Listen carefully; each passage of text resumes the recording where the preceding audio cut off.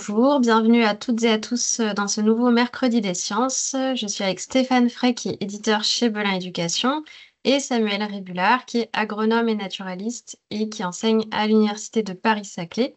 Et on est très content aujourd'hui d'accueillir Elsa Bonneau. Elle est enseignante-chercheuse à l'Université de Paris-Saclay et ses recherches portent sur les dynamiques proies-prédateurs, les espèces invasives et les écosystèmes perturbés. Donc aujourd'hui, elle va nous parler des espèces exotiques envahissantes. Sa présentation va durer une trentaine de minutes et ensuite il y aura un temps pour lui poser des questions, échanger avec elle. Donc pour ça, vous pouvez utiliser les outils qui sont en haut de votre écran. Vous avez soit l'outil de discussion, soit l'outil questions et réponses. Vous pouvez envoyer vos messages pendant toute la présentation et on essaiera de répondre à la fin. Et juste avant de lui laisser la parole, je voudrais vous montrer le manuel numérique Max de SVT seconde, dans lequel vous allez pouvoir retrouver le diaporama du mercredi des sciences, mais aussi d'anciens mercredis des sciences. Je vais vous partager mon écran. Donc là, je vous ai mis on est dans le chapitre 3, qui correspond à la thématique d'aujourd'hui. Donc le manuel numérique Max, c'est un manuel granulaire. Ça veut dire que vous allez voir ressource par ressource et que sur chaque ressource, vous aurez des fonctionnalités. Par exemple, vidéo projetée, envoyer une ressource à vos élèves, mettre une police adaptée pour des élèves dyslexiques, et il y a plein de choses. Si cet affichage granulaire ne vous convient pas, vous pouvez repasser à un affichage qu'on appelle vue-page, mais qui correspond en fait à un livre papier, et vous allez rester au même endroit en fait dans le manuel, ça ne vous perdra pas l'endroit où vous êtes si vous passez de l'un à l'autre. Vous avez aussi des fonctionnalités de recherche avancées, donc très utiles pour retrouver les diaporamas des mercredis des sciences, entre autres. Et il y a plein d'autres fonctionnalités, donc je vous ai mis un lien dans la conversation pour que vous puissiez tester, si vous le souhaitez, ces manuels numériques Max, sachant que là, il y a certains chapitres qui seront libres d'accès pendant une durée limitée. Et aujourd'hui, on va parler principalement des espèces exotiques envahissantes. Donc, je vous ai parlé donc des 5 principales menaces, particulièrement des espèces exotiques envahissantes. Et donc, je vous donne un plan. Alors, c'est un plan un peu détaillé, mais pour bien montrer ce dont on va parler, les différents processus. Et ensuite, on va répondre aux questions classiques, où, qui, comment, et les caractéristiques des espèces exotiques envahissantes.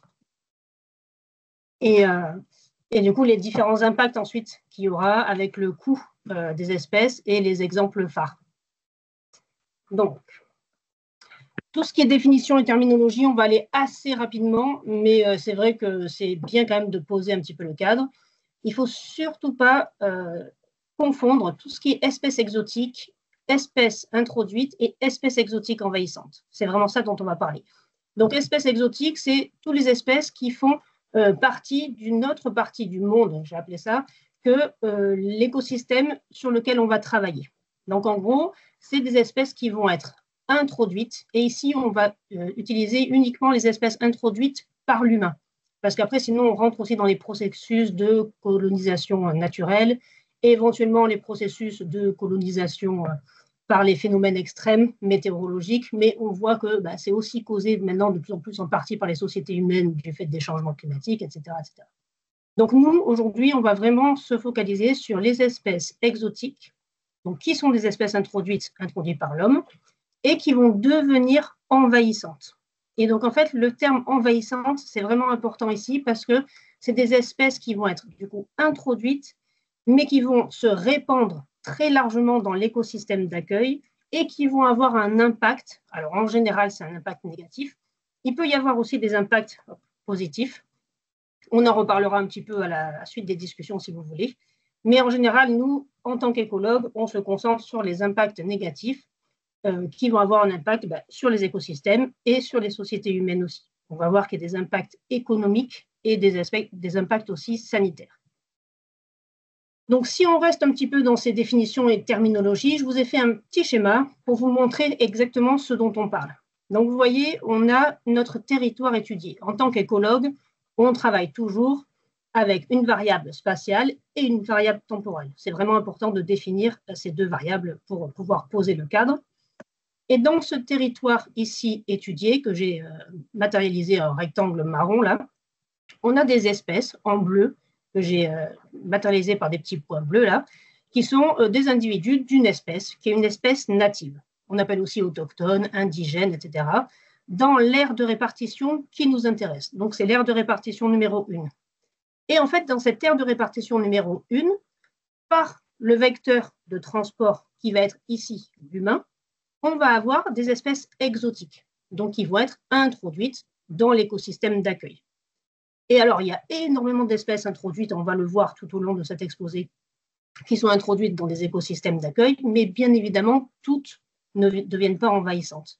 Et en fait, ça, c'est vraiment pour répondre au paradoxe, qui est très important là, du fait que toutes les espèces introduites ne sont bien sûr pas problématiques, et qu'il y a eu énormément d'espèces introduites pour la culture de la pomme de terre, du tournesol, etc. Machin. Mais nous, ce qui nous intéresse, c'est vraiment les espèces introduites qui deviennent envahissantes parce qu'elles vont déséquilibrer l'ensemble des fonctions écologiques. Donc, on arrive au processus.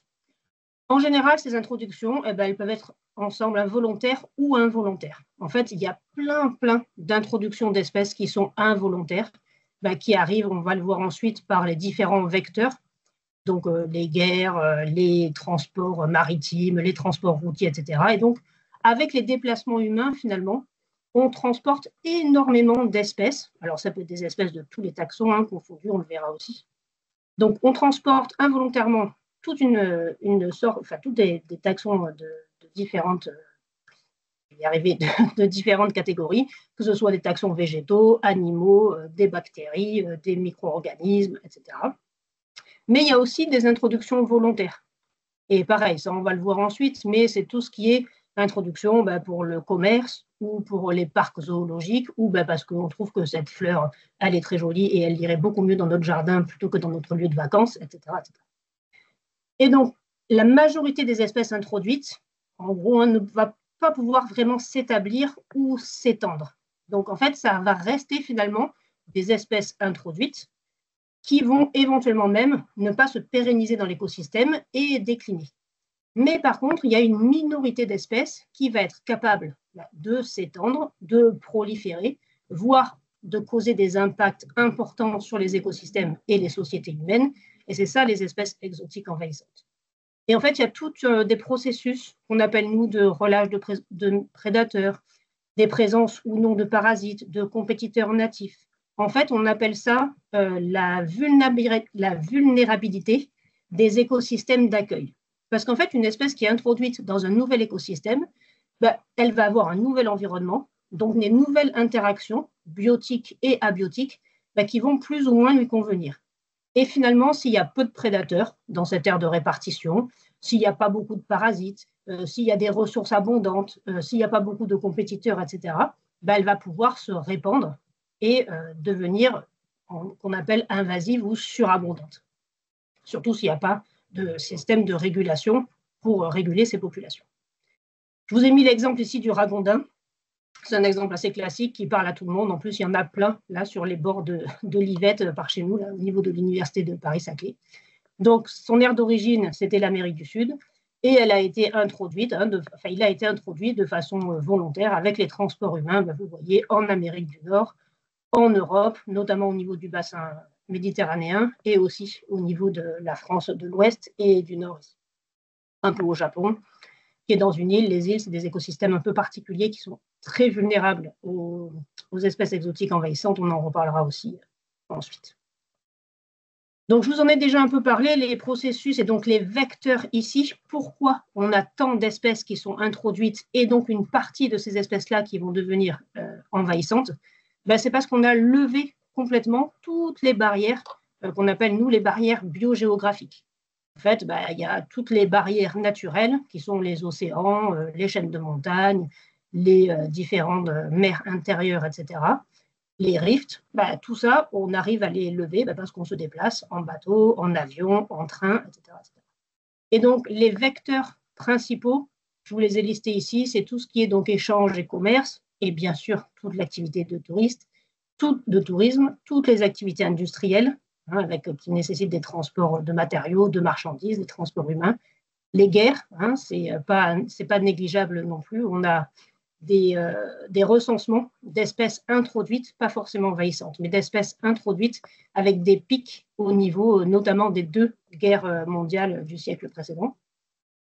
Tout ce qui est aussi jardin d'ornement et parc animalier, ça fait un énorme volant d'espèces qu'on introduit dans un nouveau territoire. Et dans ce nouveau territoire, les barrières zoologiques, ici, des parcs zoologiques, elles ne sont pas hermétiques, encore moins pour les petites espèces, comme toutes les espèces d'invertébrés, tous les insectes comme les fourmis, les différents coléoptères, etc., qu'on n'arrive pas vraiment à maîtriser la dispersion parce qu'elles sont petites, on ne les voit pas, voire elles sont du coup latentes ou cachées. Et il y a aussi le phénomène du contrôle biologique. Alors, heureusement, on y est un peu revenu là-dessus, et je vous en parlerai un peu plus précisément sur les phénomènes justement des îles et des introductions dans les îles. Mais on a beaucoup utilisé le contrôle biologique en introduisant une espèce nouvelle, en général une espèce prédatrice, dans un écosystème, mais finalement, l'espèce qu'on a introduite, elle fait finalement pire que l'espèce que l'on veut contrôler, finalement. Donc, pour l'exemple des îles, c'est très, très parlant. On a un exemple classique qui est l'introduction des rongeurs, donc des rats, des souris dans les îles, qui ont été introduits de façon involontaire par les navires, les bateaux, les différentes ressources commerciales. Et donc ça, c'est des introductions involontaires. Et avec l'établissement des sociétés humaines, on s'est dit, oui, mais nous, on ne veut pas trop de rongeurs, de rats, de souris. Donc, on va mettre leur prédateur naturel, on va mettre le chat qui est une espèce domestique. Sauf que le chat, quand il arrive dans les écosystèmes insulaires, bien évidemment, il consomme des rongeurs, donc il fait son office de régulation par la prédation, mais il va aussi aller consommer toutes les espèces natives des îles, et ces espèces natives des îles, elles ont des particularités propres dans leur trait biologique qui font qu'elles sont très naïves à la prédation, en règle générale, c'est des tendances. Elles ne vont pas avoir de comportement de fuite vis-à-vis du prédateur. Elles vont avoir des dynamiques de population qui sont très lentes, donc plutôt axées sur la survie des adultes. Donc, quand un chat consomme un reptile adulte ou un oiseau marin adulte, il décroît d'autant plus la dynamique de reproduction de ces espèces-là. Et le contrôle biologique, on s'en est aussi pas mal servi pour tout ce qui est agriculture, et donc auxiliaire dans les champs agricoles. Et là, pareil, donc en général, c'est un peu fait de meilleure façon, entre guillemets, de façon un peu plus contrôlée. Mais c'est toujours pareil, il y a toujours un risque d'échappement de cette espèce. Si c'est une espèce qui est introduite et qui n'est pas native de l'écosystème, ça peut entraîner des déséquilibres encore plus importants que finalement l'effet qu'on voulait contrer. Alors pour l'agriculture, c'est un peu plus contrôlé, ce que je vous disais, parce que maintenant, on introduit plutôt des invertébrés qui vont donc être des auxiliaires de culture, mais qui vont être stériles ou qui ont une durée vraiment de vie très courte et pas de possibilité de reproduction. Donc, on sait que le phénomène va s'arrêter à un moment donné. Mais c'est toujours pareil. Il faut être bien sûr du coup de ce qu'on introduit et que ce soit pour un temps défini. Si on continue toujours sur ces processus-là, là, c'est pareil, c'est pour reposer un petit peu le vocabulaire vraiment des espèces entre exotiques et espèces invasives ou envahissantes. Invasive ou envahissante, c'est la même chose, c'est l'anglicisme. Donc, on utilise vraiment l'un pour l'autre. Pour vous montrer vraiment la différence, vous voyez qu'il y a différentes barrières et à chaque barrière, il peut y avoir un échec du processus d'invasion. On a mis ici échec d'invasion, mais c'est plutôt le processus d'invasion. Et donc, il y a différentes barrières qui sont le transport, la phase d'introduction, la phase d'établissement et ensuite la phase d'expansion. Et c'est une fois seulement que l'espèce introduite a passé toutes ces barrières et qu'elle rentre dans la phase d'expansion qu'elle va devenir envahissante. Donc, c'est ce que je vous ai mis en rouge un peu gras ici en disant qu'une espèce, d'ailleurs pas une espèce exotique envahissante est bien une espèce qui a envahi un milieu, donc avec une forte expansion géographique et qui a aussi un impact sur les écosystèmes. On reviendra sur cette notion d'impact également. Donc maintenant, on peut répondre à la question où sont les espèces exotiques envahissantes? C'est facile, elles sont partout. Comme ça, au moins, c'est clair. Donc, je vous ai mis, il y a des dizaines de milliers d'espèces exotiques envahissantes. C'est espèces exotiques envahissantes. En général, on retient bien cet acronyme. Donc, en fait, il y en a partout dans l'ensemble de la planète, mais quand même plus particulièrement au point d'entrée et de sortie des grands flux commerciaux et des grands flux touristiques. Donc, les ports, les aéroports essentiellement, l'ensemble également des canaux qu'on a pu construire, donc le canal du Panama, le canal de Suez, qui ont fait que des écosystèmes qui étaient hermétiques au départ sont devenus perméables, du coup, et donc à l'introduction d'espèces exotiques. Un exemple assez classique, c'est l'eau des ballasts de bateaux. Donc, on estime, alors c'est des grosses tendances, qu'il y a environ 7000 espèces marines par jour qui sont introduites dans un lieu d'accueil, c'est-à-dire dans leur écosystème qui n'est pas leur écosystème d'origine. Alors, on s'est rendu compte quand même de l'ampleur du phénomène. On a vu qu'on allait finalement finir par homogénéiser l'ensemble des océans de la planète ici.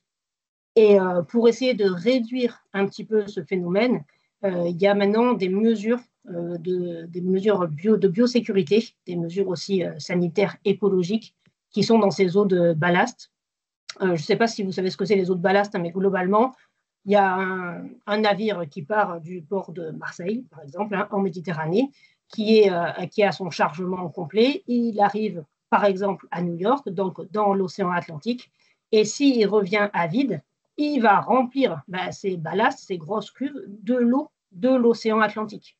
Mais du coup, en prenant tous les organismes marins qui sont avec. Donc, le zooplancton, le phytoplancton, des petits crustacés, des mollusques, etc., etc. Alors, de plus en plus, quand même, il y a cette phénomène de biosécurité dont je vous parlais, là où de plus en plus, il y a des filtres qui sont appliqués et il y a même des traitements aussi aux UV pour éviter de transporter des espèces exotiques, surtout en trop grande quantité d'un écosystème à l'autre. Donc, il y a des mesures qui existent, il y a des filtres qui sont appliqués. Pour les petits ou les micro-organismes, on traite par des traitements UV, mais bien évidemment, pas tous les bateaux font ce système-là, pas toutes les compagnies. Ça dépend des différentes législations à l'échelle du coup mondiale, et on sait que déjà à l'échelle du coup de l'Europe ou de la France, les législations sont compliquées. Alors à l'échelle mondiale, pour organiser tout ça, pour homogénéiser tout ça, c'est assez compliqué. Là, pareil pour l'avion, on dit qu'un avion décolle toutes les secondes dans le monde. Finalement, le Covid n'a pas trop diminué la fréquence d'envol de ces différents avions. Et donc, même idem ici, même s'il y a des mesures de biosécurité, je ne sais pas si vous en avez entendu parler, mais notamment en Australie et en Nouvelle-Zélande, il y a des insecticides qui sont balancés dans les cales des avions. Il y a aussi des traitements qui sont faits même à l'intérieur de la cabine des passagers, etc.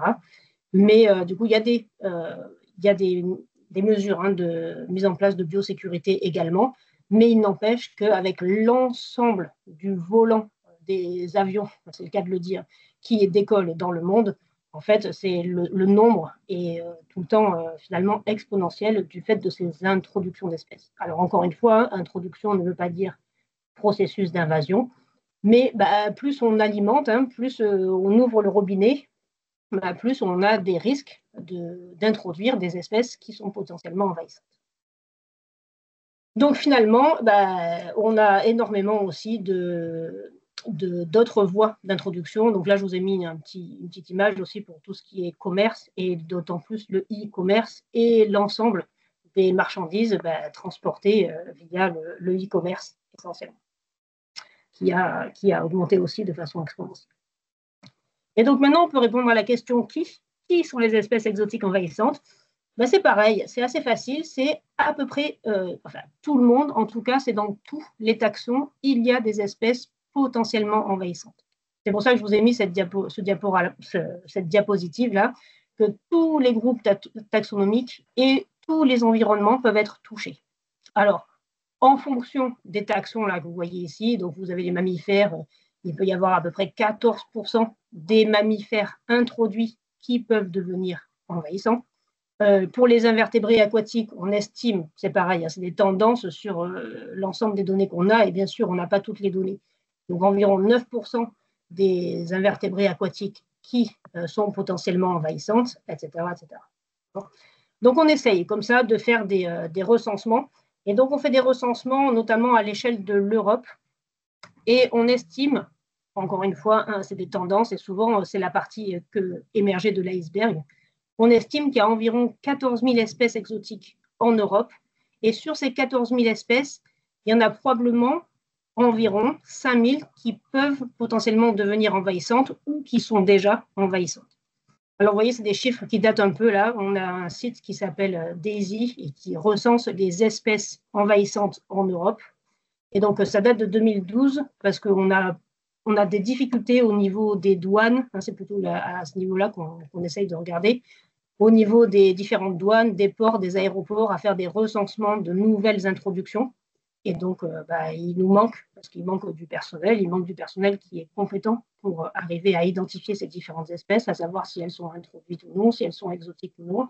Et ensuite, on va parler des traits potentiels qui peuvent devenir, qui font que les espèces peuvent potentiellement devenir envahissantes.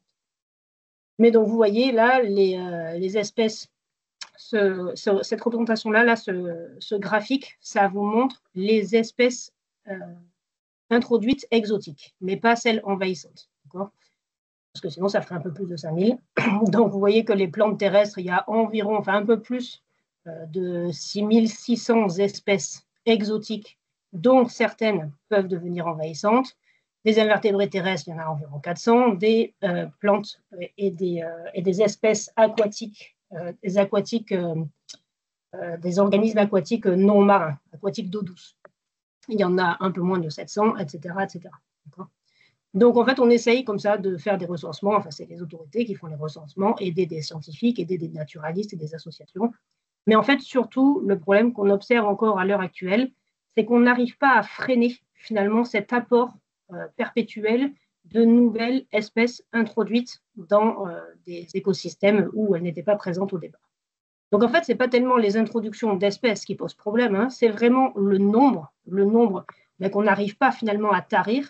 Et dans ce nombre-là, on va le voir juste après, il y a certaines espèces qui peuvent devenir potentiellement envahissantes parce qu'elles ont des caractéristiques qui en font finalement des bons envahisseurs.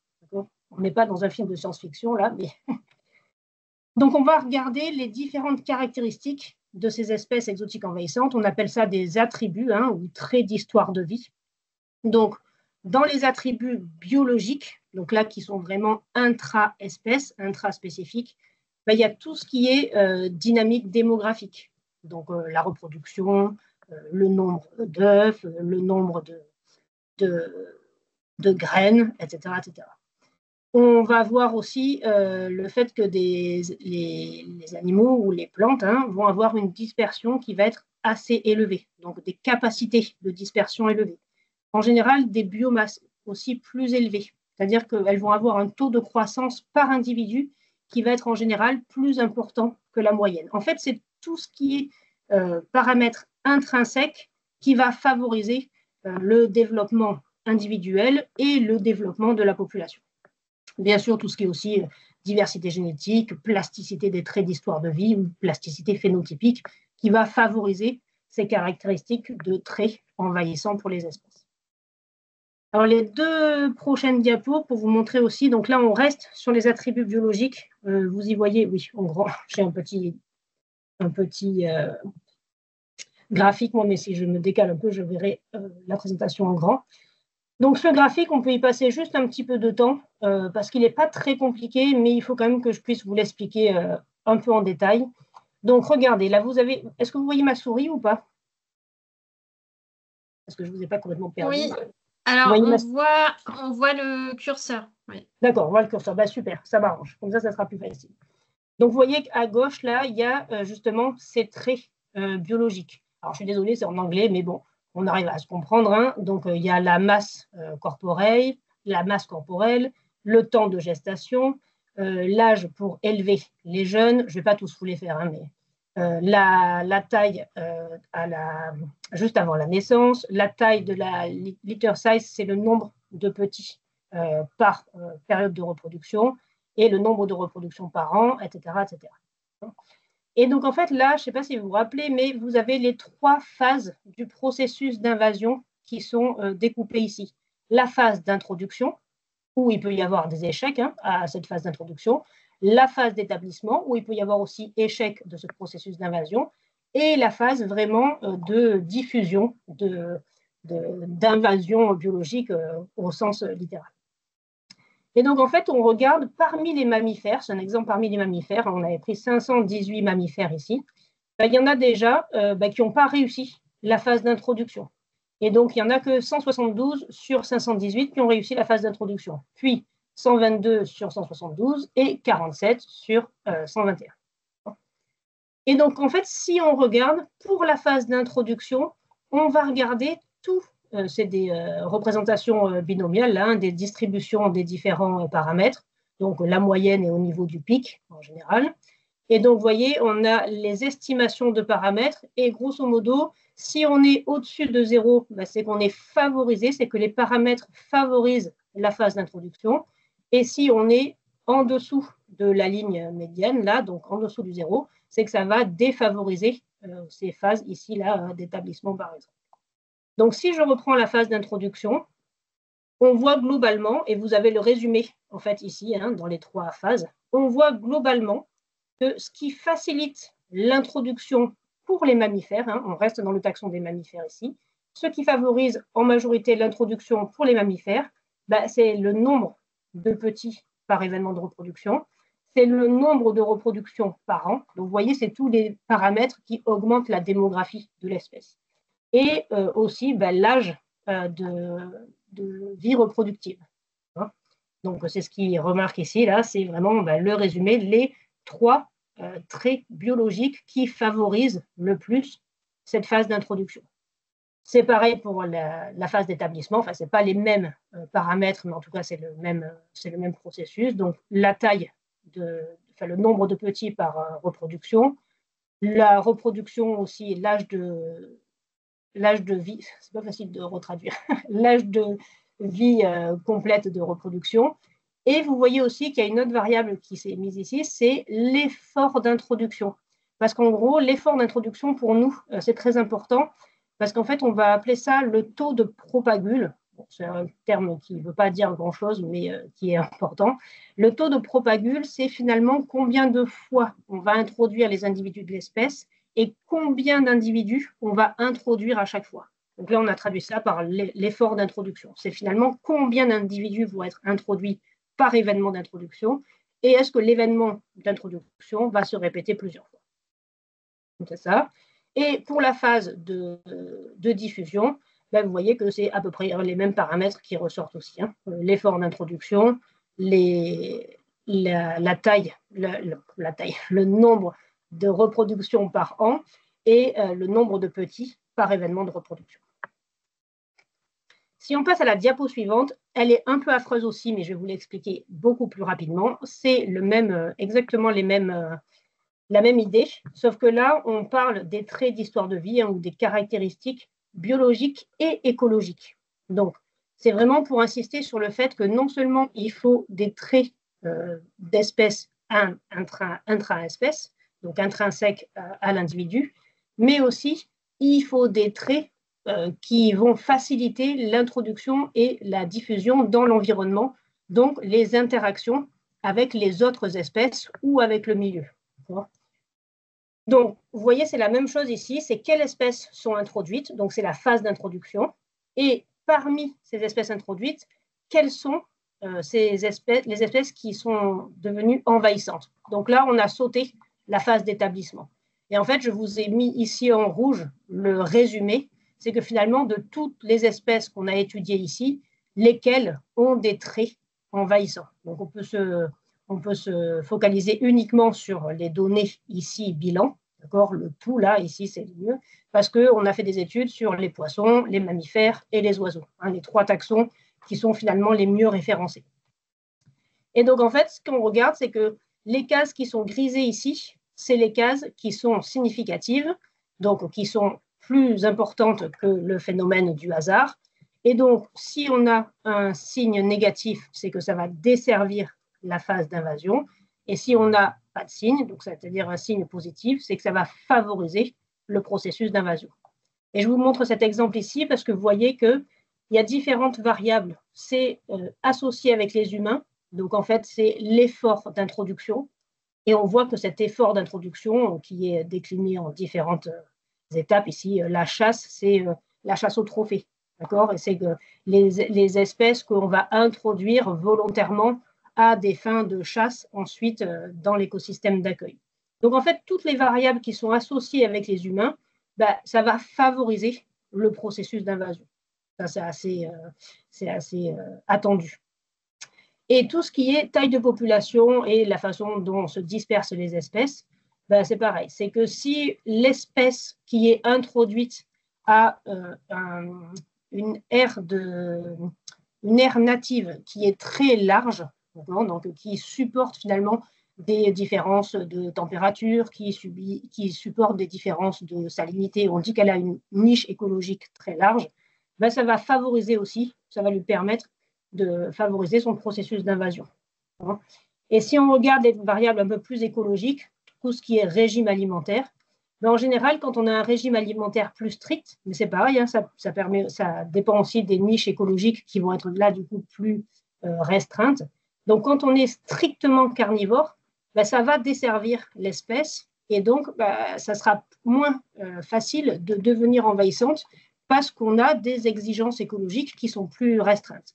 Alors que quand on a une largeur de niche, diet breadth ici, c'est la largeur de niche, donc une grande largeur de niche, donc en gros, quand on mange de tout, quand on est omnivore, ça favorise énormément le processus d'invasion ici. Donc tout ça, c'était pour vous montrer qu'il y a des caractéristiques avec des espèces de super envahisseurs, qui ont des attributs biologiques et des attributs écologiques qui vont favoriser finalement l'ensemble du processus d'invasion. Donc, les attributs biologiques, on en a déjà parlé pas mal, une forte dynamique démographique, une dispersion élevée, des taux de croissance et donc une biomasse croissante assez élevée. Je vous ai mis ici en photo la photo que vous connaissez peut-être l'espèce, là, ici. C'est une espèce qui a été introduite d'arbre à Tahiti, le Miconia. Et alors, il a une croissance en biomasse qui est vraiment très, très importante et il est en train d'étouffer une grande partie de la végétation native de l'île principale de Tahiti. Et les différents attributs écologiques, c'est ce qu'on disait tout à l'heure, c'est des espèces, qu'est-ce qui va favoriser le processus d'invasion? Les espèces qui sont généralistes, celles qui sont à large niche écologique, on appelle ça eurythermes, euryalins, etc. Tout ce qui les espèces à forte amplitude géographique, qui finalement vont se sentir bien partout, et tout ce qui est capacité à exploiter les ressources, capacité compétitrice, etc. On en reparlera, je vois que l'heure tourne, je veux laisser un temps à la discussion et il reste encore quelques petites choses à voir tout de même. Et donc, en fait, ce que je voulais que vous reteniez ici de ces différentes caractéristiques, c'est que non seulement les traits biologiques et écologiques de l'espèce qui est introduite vont être importants pour arriver à favoriser ou non ce processus d'invasion, mais il y a aussi les caractéristiques des milieux envahis ou les caractéristiques du milieu d'accueil. Et on appelle ça, du coup, les critères d'invasibilité ou de vulnérabilité aux invasions. Et donc, globalement, la vulnérabilité des écosystèmes qui vont être fortement envahis, ils ont des caractéristiques assez similaires. C'est souvent une faible diversité en espèces, donc en fait une faible redondance, qui font que quand l'espèce va être introduite dans ce milieu-là, on en a parlé un petit peu au début de l'exposé, il y aura moins de compétiteurs pour rentrer en compétition avec l'espèce introduite. Il y aura peut-être moins ou même pas de prédateurs, absence de prédateurs. Il y aura moins de compétition pour les ressources, etc.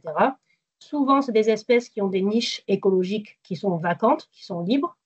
Il y a cette absence d'équivalent écologique, ça retouche avec cette notion de faible diversité. Il n'y a pas de redondance finalement écologique, donc il y a moins d'espèces pour lutter contre la prédation, ou pour lutter contre la compétition, ou le parasitisme, etc.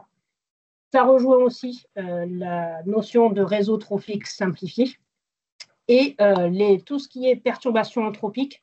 Là, c'est simplement parce que, en général, tout ce qui est milieu anthropisé, ça va être des milieux plus simplifiés. Alors, il va y avoir des contraintes écologiques assez fortes, mais souvent, c'est des espèces qu'on appelle des espèces cosmopolites qui vont très très bien qui vont trouver finalement ce qu'il leur faut dans ces milieux anthropisés parce qu'ils sont relativement peu diversifiés.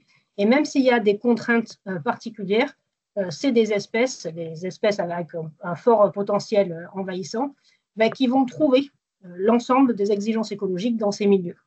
Donc, en gros, je vous ai mis deux exemples un peu clivants ici. C'est les îles, les écosystèmes insulaires et les milieux anthropisés. Ça va être en général des milieux qui vont être très envahis, en tout cas très vulnérables au processus d'invasion. Et par contre, les milieux très spécialisés, très contraints au niveau des exigences et de l'environnement, du coup, vont être peu envahis. Parce que souvent, c'est des milieux qui sont relativement, c'est toujours pareil, plus stables. Rien n'est stable en écologie, mais relativement plus stables, un peu plus complexifiés, qui ont des niches écologiques, qui demandent des niches écologiques très spécialisées qui ne vont pas forcément convenir aux espèces qui vont être introduites dans ces milieux, etc. Donc, on a vraiment ces deux-là, les traits des espèces envahissantes et les caractéristiques du milieu qui va accueillir ces espèces potentiellement envahissantes. Donc là, on peut passer aux impacts, parce que c'est un des nerfs de la guerre, entre guillemets. Les impacts des espèces exotiques envahissantes, ça va être tous les impacts écologiques, donc vraiment sur la biodiversité. Et donc là, on peut faire une liste presque à la Prévert de tout ce qui est interaction biologique, donc compétition, prédation, consommation, modification de l'habitat, présence d'agents pathogènes ou non, hybridation et pollution génétique, modification et structure des réseaux biotiques, modification aussi des habitats, etc., etc. Donc en fait, souvent quand on parle des espèces exotiques envahissantes, on dit « Ah bah oui, ça entraîne des pertes d'espèces », et c'est vrai, et ça vraiment ce phénomène d'homogénéisation des communautés, des écosystèmes. Mais il y a aussi énormément d'autres impacts qui sont sur la structure de l'habitat, sur la composition des communautés, sur les relations de compétition entre espèces qui ne doivent pas être négligées. Alors là, je vous ai mis un petit exemple ici de substitutif, réductionnel ou recomposant, ces différents processus que peuvent avoir les espèces exotiques envahissantes.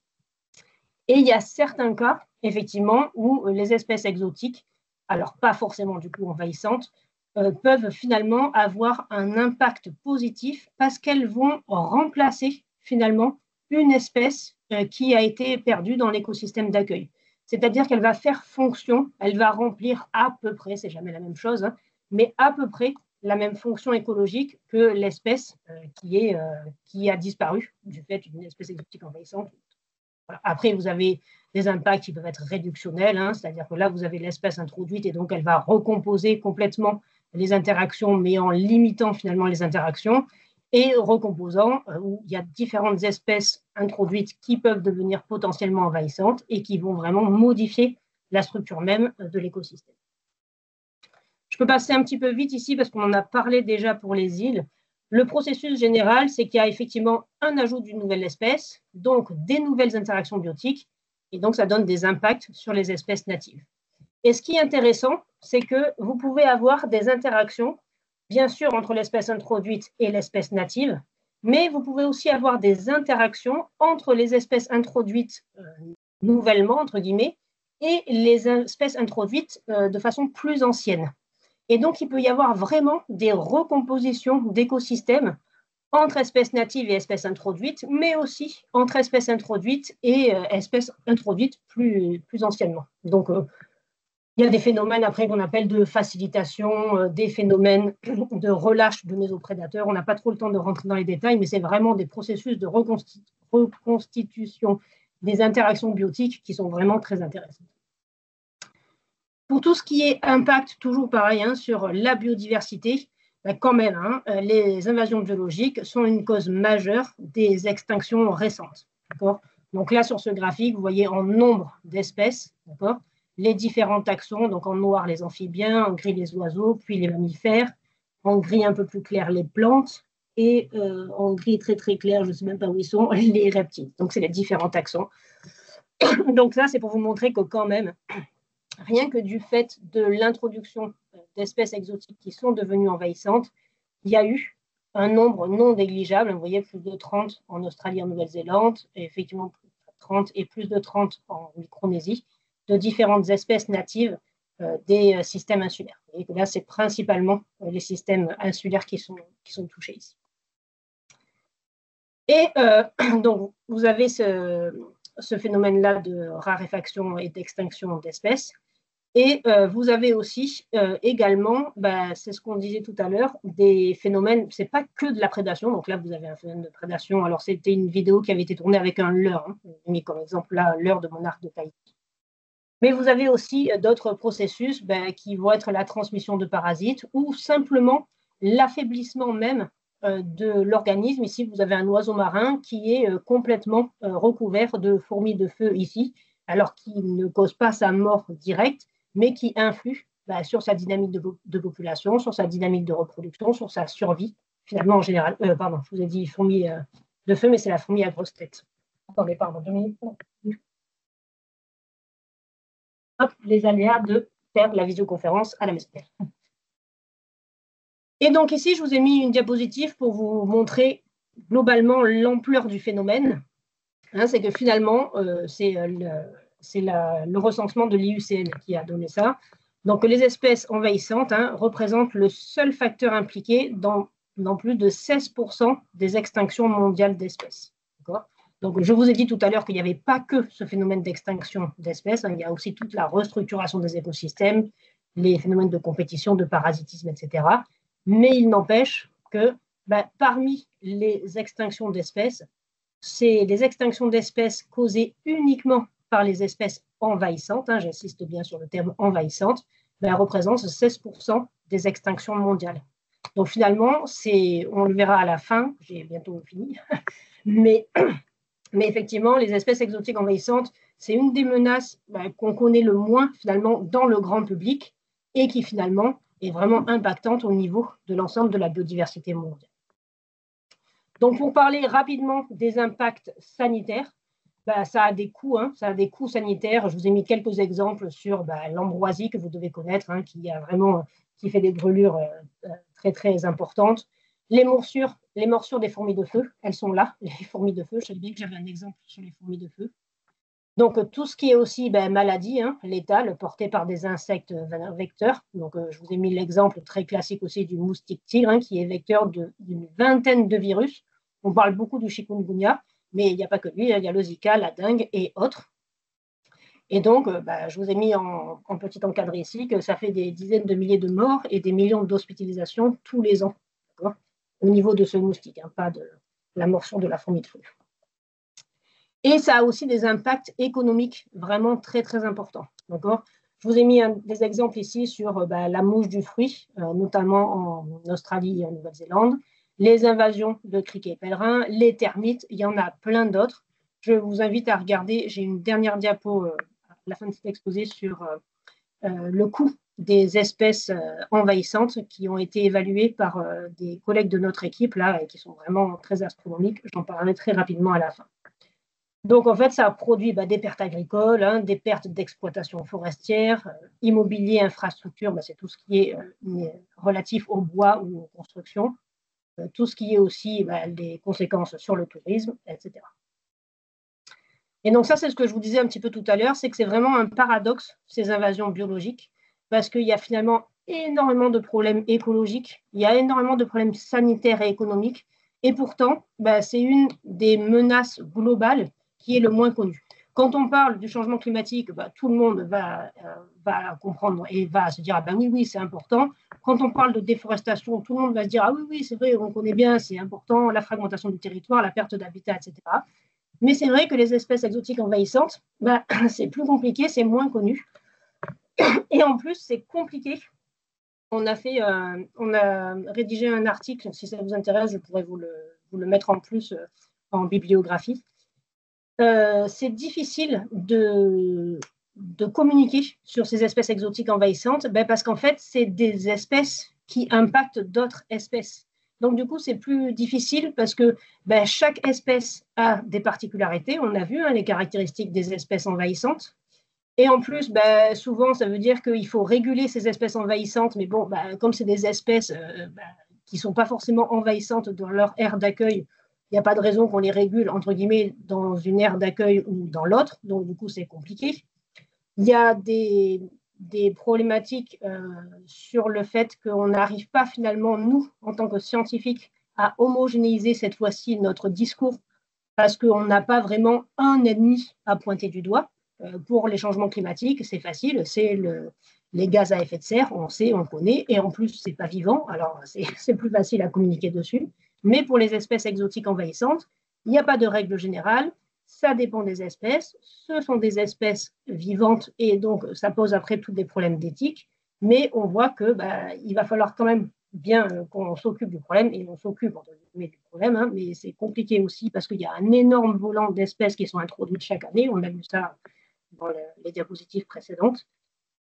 Et en fait, donc, c'est compliqué aussi d'agir dessus parce qu'il n'y a pas de règle générale et on combat finalement d'autres espèces pour sauver des écosystèmes, du fonctionnement des écosystèmes et pour lutter contre cette homogénéisation.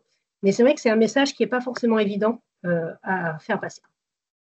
Rapidement, pour le coup, des espèces exotiques envahissantes, donc c'est ce que je vous disais, là, on a notre équipe de recherche et des collègues de notre équipe ont fait une base de données. Alors maintenant, on en est à la version 4, mais bon, je vous épargne les détails. Donc, ils ont recensé pratiquement 10 000 coups, plus de 1600 références dans 146 pays. Donc, à peu près 1000 espèces exotiques envahissantes pour lesquelles on avait des coûts. Donc, c'est une compilation de la base de données. On a fait des articles scientifiques dessus, hein, donc sur l'ensemble des coûts économiques, les 64 descripteurs qu'on a recensés, donc l'espèce, le type de coût, le secteur impacté, les méthodes économiques, etc., etc. Ce qui nous intéresse, c'est le chiffre, donc je vais y arriver, le cadre méthodologique d'analyse pour faire une revue systématique, etc. Et donc ici, c'est ça qui est intéressant, c'est que depuis les années 70, il y a presque 2000 milliards de dollars. Je l'ai écrit pour que je puisse le dire rapidement. Donc, c'est vraiment des coûts économiques gigantesques. Et encore une fois, c'est que la partie émergée de l'iceberg, c'est que les espèces pour lesquelles on a des données.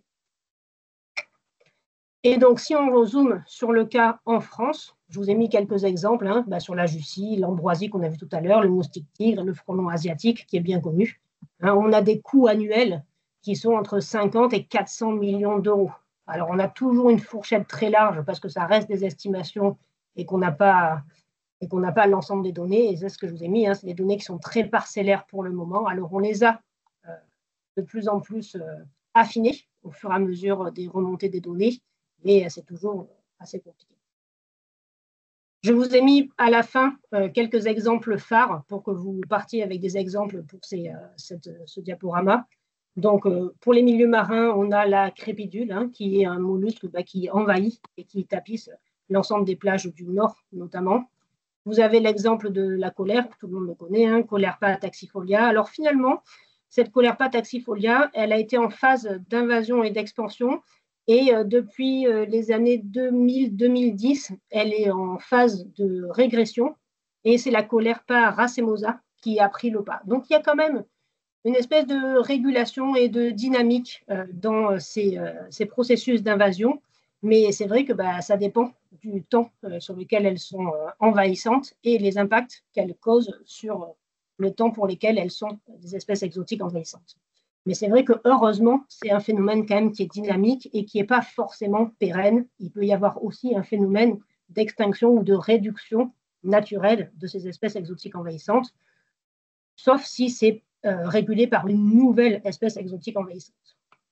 Je vous ai mis l'exemple aussi de l'herbe de la pampa. On aime bien faire des bouquets d'herbe de la pampa. C'est une espèce qui est hyper envahissante dans tout l'écosystème méditerranéen. Donc ici, je vous ai mis la France ici, la côte méditerranéenne de la France. Je commence à être fatiguée. Ça y est. L'exemple du mimosa d'hiver. Pareil, on aime bien faire des bouquets de mimosa. En février, ça fait du bien, mais c'est une espèce exotique envahissante, surtout le pourtour méditerranéen également, parce qu'elle a trouvé des conditions écologiques qui sont fortement favorables à son expansion. La fourmi d'Argentine, j'imagine que vous connaissez aussi l'exemple, on pourra en reparler pour les questions. Le tigre du platane, ça c'est un peu moins vrai, pareil à l'heure actuelle. Au début des années 2000, sa population a régressé, mais notamment parce qu'on a coupé pas mal de platanes qui est finalement son espèce hôte.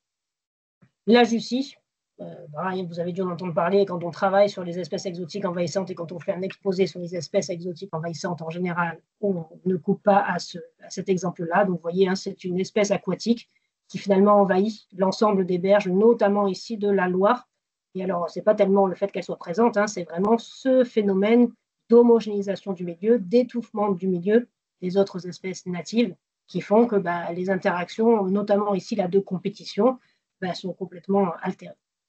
La tortue de Floride, avec sa compétition avec la cistude d'Europe.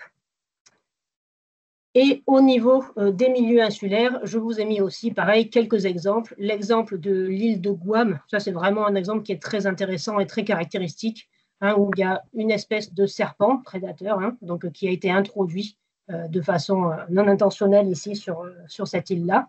Et en 50 ans, il a fait s'éteindre pratiquement, enfin même plus de 20 espèces de vertébrés, oiseaux, chauves-souris et lézards. Et encore, c'est tout ce qu'on a pu recenser.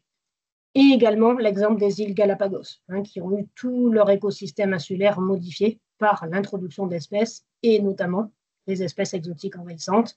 Et je vous ai mis aussi là qu'il y a eu ce phénomène-là d'homogénéisation des milieux par des espèces domestiques, les chèvres, les moutons, les vaches, les chats, etc.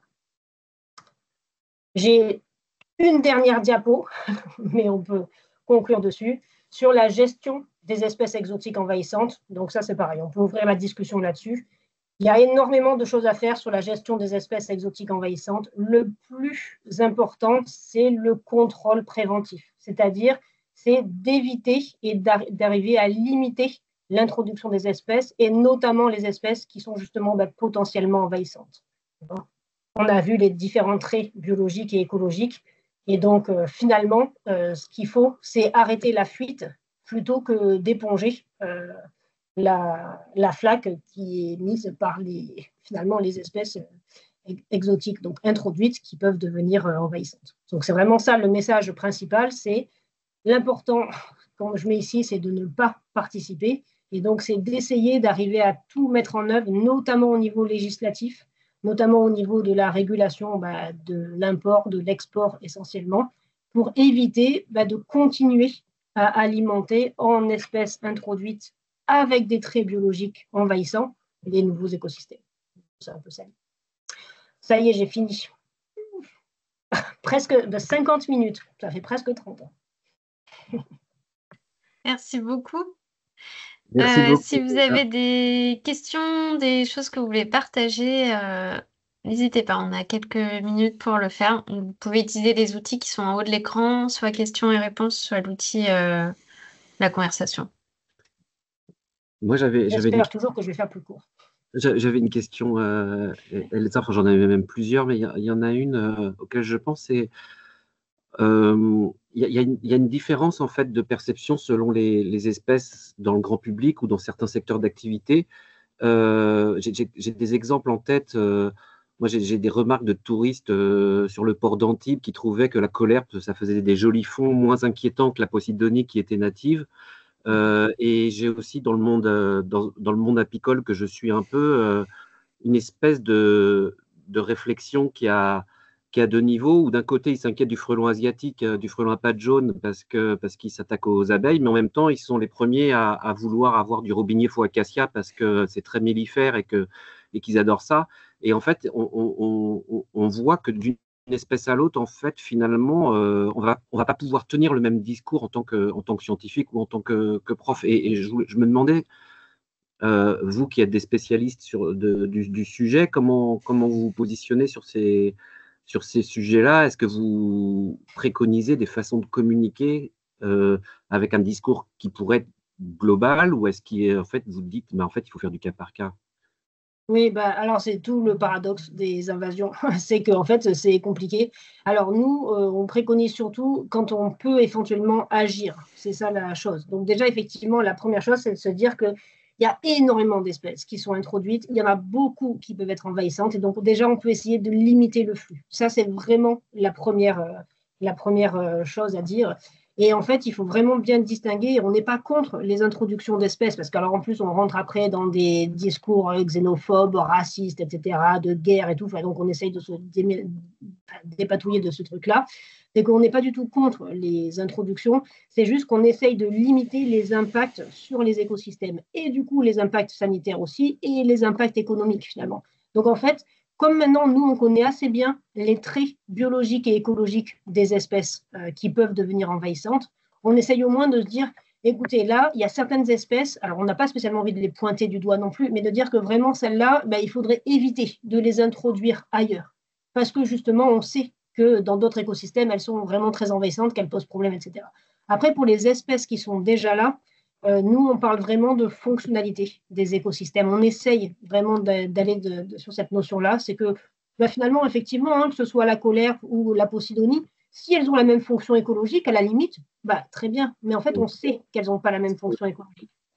Et donc, la posidonie, elle va faire des plus grandes frayères, elle va être plus intégrée dans l'écosystème, elle va avoir vraiment une fonction de nourricière et de frayère beaucoup plus importante que la colère, etc.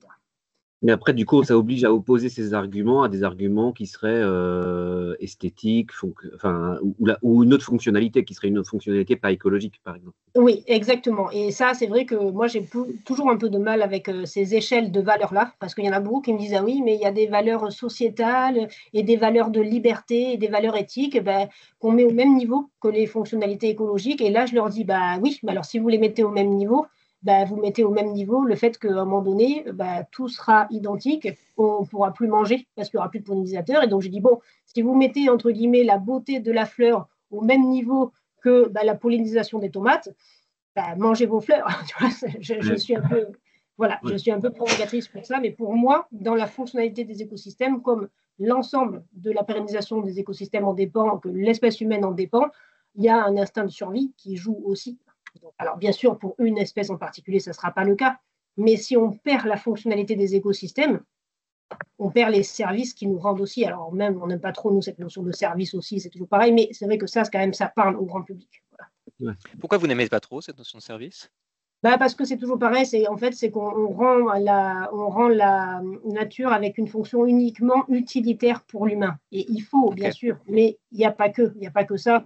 Et donc, j'ai ma fille qui tape derrière, je lui dis d'arrêter. Non, non, non, non.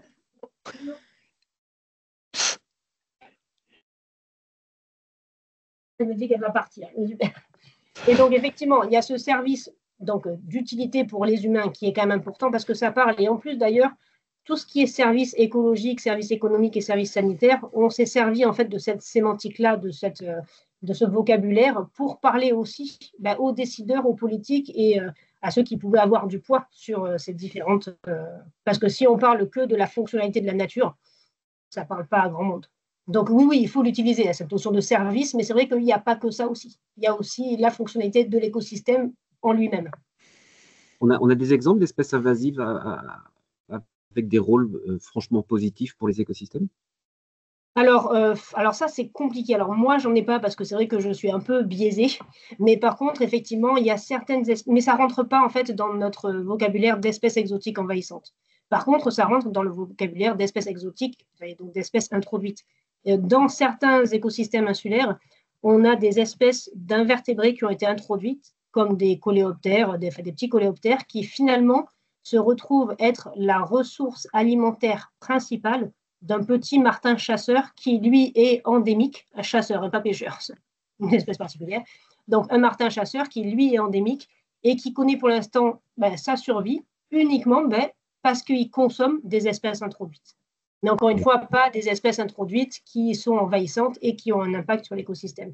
Mais c'est pour ça que vraiment, il faut faire cette différence entre introduit et envahissant. Parce que, pour répondre à la question de Caroline, là, les poissons, dans la dernière diapo, le gros poisson, là, c'est la perche du Nil. Si on avait encore 1 heure, je pourrais vous en parler.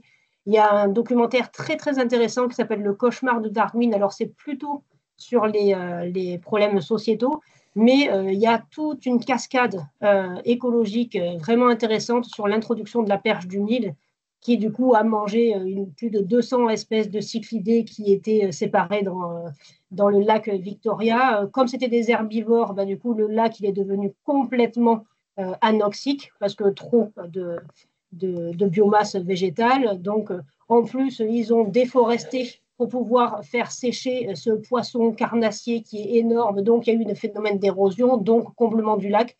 Enfin, cet exemple d'introduction et d'invasion de la perche du Nil, c'est un désastre écologique, économique et sanitaire. C'est vraiment l'exemple type. Et l'autre, c'est le film, c'est le film d'Al Gore? Non, c'est le cauchemar de Darwin. Un film Alors, ils insistent plus sur le trafic d'armes, etc., et les problèmes socio-économiques. Mais finalement, le commerce de la perche du Nil, ça fournit aussi des ressources économiques pour acheter des armes aussi. Et donc, il parle un petit peu de cette cascade écologique complètement dramatique. Donc, c'est vraiment tout ce qu'il ne faut pas faire. À l'introduction de la perche du Nil, c'est vraiment, ça n'a même pas bénéficié aux populations locales. Ça a complètement appauvri l'écosystème du lac Victoria, qui était une source de nourriture aussi pour les populations humaines locales. Enfin, vraiment. Et oui, donc l'autre, c'est le poisson lion. Parce que je ne savais pas de quel poisson. On nous demande si les espèces exotiques envahissantes sont une menace parce que les écosystèmes sont dégradés. Par exemple, les bactéries pathogènes qui vont s'implanter parce qu'il y a un microbiote défaillant. Oui, alors aussi, en fait, souvent, ce qu'on appelle des combinaisons et des synergies dans les menaces, j'en ai parlé un petit peu tout à l'heure, mais je ne pouvais pas tout détailler. En fait, dans les écosystèmes perturbés, souvent, ils sont simplifiés, il n'y a pas de redondance écologique et les espèces exotiques envahissantes, elles se conforment très bien à ces écosystèmes-là parce qu'il y a moins de prédation, parce que souvent, si les écosystèmes sont dégradés et qu'ils sont anthropisés, il y a plus de ressources. Et c'est des espèces qui ont un régime alimentaire très, très large. Donc, du coup, ils peuvent consommer l'ensemble des ressources qui leur convient. Ils sont généralistes, opportunistes. Et donc, effectivement, la dégradation des écosystèmes, en fonction des différentes caractéristiques quand même, mais souvent, ça favorise pas l'introduction des espèces, mais plutôt leur potentiel d'envahissement. Et par rapport aux guerres, quand vous avez évoqué les guerres tout à l'heure, comment est-ce qu'en fait elles participent à la dissémination de ces espèces? Oui, ça c'est très facile, c'est dans le fourrage, typiquement. Enfin, c'est un exemple classique, mais c'est dans le fourrage. Alors, c'était plutôt au niveau des guerres napoléoniennes, là, mais dans le fourrage des chevaux, dans les denrées alimentaires des soldats. En fait, c'est dès qu'il y a... C'est un peu bruyant chez moi. Dès qu'il y a transport de marchandises, de transport humain et de transport de denrées alimentaires, en fait, finalement, on emporte énormément d'espèces. Ça marche aussi pour les filières horticoles. Hein. Tout ce qui est filière horticole qui vient essentiellement d'Inde, du Pakistan, enfin d'Asie du Sud-Est, tout ce qui est commerce des orchidées, non seulement on transporte des orchidées, bon, elles n'ont pas un très gros potentiel invasif, les orchidées, hein, ça, il n'y a pas de problème, mais par contre, à l'intérieur du pot en terre, il y a énormément de bactéries, de micro-organismes, de fourmis, de larves, d'invertébrés qui sont potentiellement envahissantes, etc. On appelle ça les espèces autostoppeurs, en fait, qui viennent avec, et donc c'est des introductions involontaires. Il y a une question justement à propos de ces introductions involontaires sur le verre. Je crois que c'est un verre plat. Il faut que je ferme ma clé. Attendez, je ferme. Elsa est très, très demandée. C'est l'heure en même temps.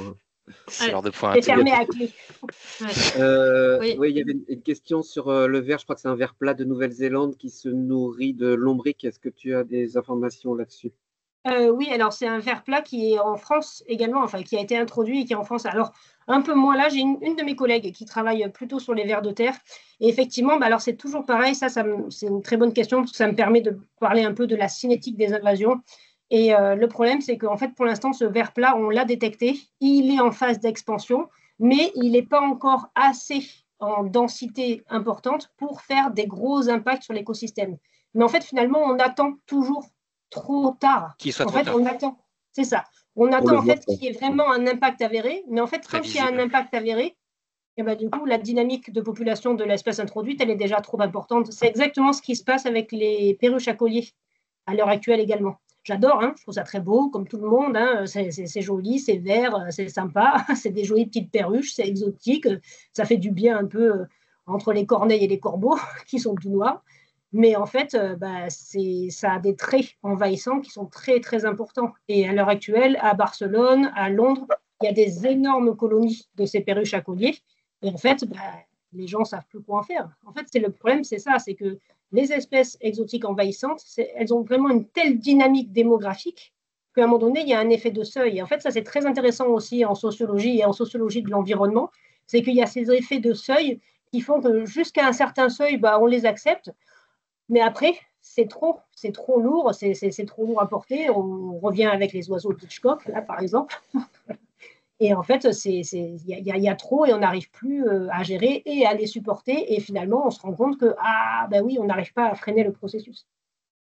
Et quand vous identifiez oui, excuse-moi, une espèce avec un potentiel invasif important et que vous lancez des alertes, comment c'est suivi des faits, en fait? Difficilement. Est-ce que vous avez des indicateurs qui vous permettent de voir dans quelle mesure, malgré la difficulté de convaincre, ça a un effet ou pas? Oui, alors difficilement. Alors après, les espèces qui sont envahissantes ailleurs, on arrive parce que du coup, il y a les exemples ailleurs. Et encore, vous voyez, la perruche à collier, c'est un très bon contre-exemple parce qu'on sait qu'ailleurs, ça ne va plus, mais on continue quand même et on se pose toujours la question. Et donc après, effectivement, c'est d'autant plus difficile de communiquer si l'espèce est peu connue et qu'elle n'a pas fait de dégâts ailleurs. Et si elle a fait des dégâts, on y arrive, mais en fait, il n'y a pas les forces vives nécessaires. Il y a la législation maintenant, mais il n'y a pas les forces vives nécessaires. Et en plus, nous, on est plutôt favorable pour essayer, au lieu de pointer du doigt les espèces exotiques envahissantes et de faire des espèces de listes noires où on dit attention, on ne veut surtout pas celle-là, il faut, mais quand même, c'est d'essayer de renverser un peu la machine et de pointer du doigt et de favoriser les espèces justement soit natives, soit exotiques, mais qui n'ont pas un potentiel d'envahissement. Et donc, c'est ce qu'ils font quand même pas mal dans les filières horticoles, dans les jardins, etc. Ils essayent maintenant de mettre l'accent et de favoriser pour planter des espèces qui sont en général natives, voire exotiques, mais pas avec un potentiel envahissant très important. Donc, en fait, nous, on essaye vraiment de faire ça pour justement essayer de se dédouaner de ce fait de dire « Ah, vous êtes contre les espèces. Ah, vous voulez tuer toutes les espèces exotiques envahissantes. Ah, mais il n'y a pas de raison. Elles ont le droit de vivre comme les autres et tout. » Donc, en fait, on essaye vraiment de renverser ça et de faire plutôt des listes positives et pas des listes négatives.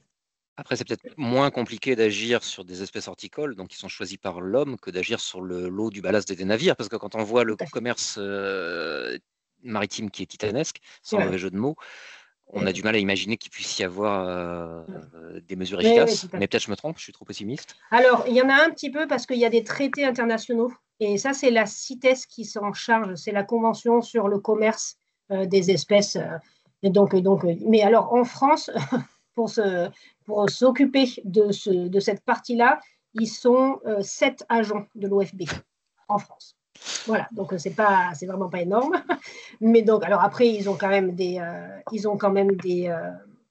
relations avec les gendarmes, avec les douaniers, etc. Ils ne sont pas que 7, mais il y a juste une brigade de très peu de personnes qui est dédiée à ça, à l'Office français de la biodiversité. Donc, clairement, on manque de moyens humains parce que la législation existe. Et au niveau de ces ballasts de bateaux, avec ces traités et ces régulations internationales, on peut du coup agir sur les navires en mettant les filtres, en mettant les traitements UV, etc. Mais effectivement, il faut agir là-dessus. Il n'y a que la législation, finalement, qui peut aider à réduire un petit peu ces introductions-là. Donc, c'est comme on disait, c'est couper le robinet au lieu d'éponger la fuite, quoi. C'est vraiment ça. On va prendre une dernière question, je pense, parce que je vois que l'heure tourne et il y a des personnes qui ne vont pas pouvoir, je pense, rester connectées trop. Alors, je voulais poser une question, puis il y en a une dans le chat. Alors, deux si c'est possible. Vas-y. Moi, j'avais une question. Je voulais savoir s'il y en a un exemple où on a réussi à éradiquer une espèce, une quelque part.